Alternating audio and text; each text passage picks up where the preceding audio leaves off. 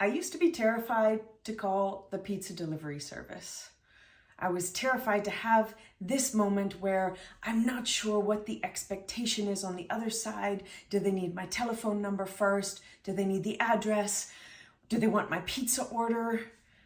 I was so uncomfortable with that scenario that the idea to speak in public in front of people that I actually knew or cared what they thought, absolutely terrifying. And it was funny because yesterday I had a call with my parents and we were talking about me creating some of these videos.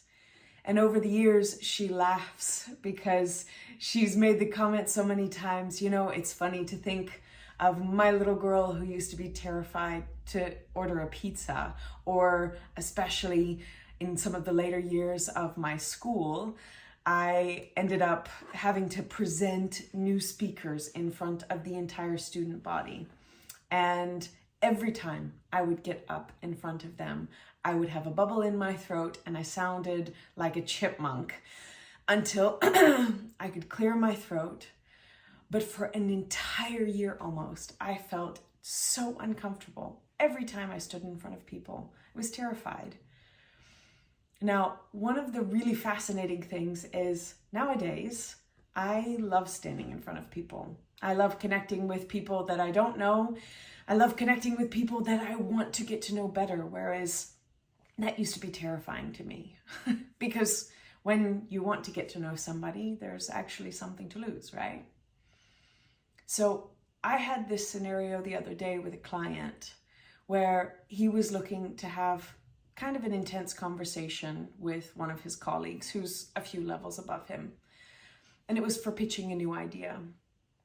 And he said, I just have no idea where to start. I said, okay, well, what is it that you want to say? And over the course of the next few minutes, he laid out the most beautiful, eloquent version of what he would like to say. And we paused for a moment and I said, so what is wrong with what you just said? And he said, oh yeah, well, I find it easy to say this in front of you because I feel safe and I feel comfortable, like we can explore.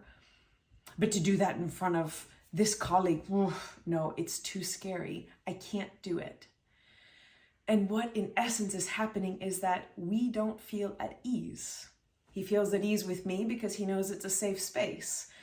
But then we get into other context and other situations, and we lose that sense of ease. We lose that sense of confidence within ourselves.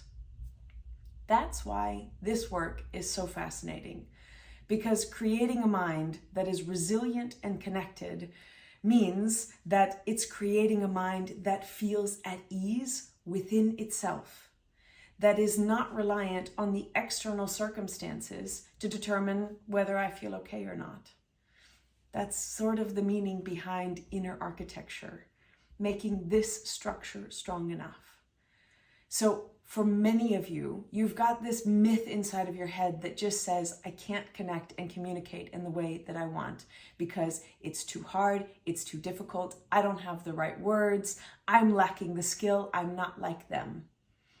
And I would like to call BS because all of that stuff can be learned.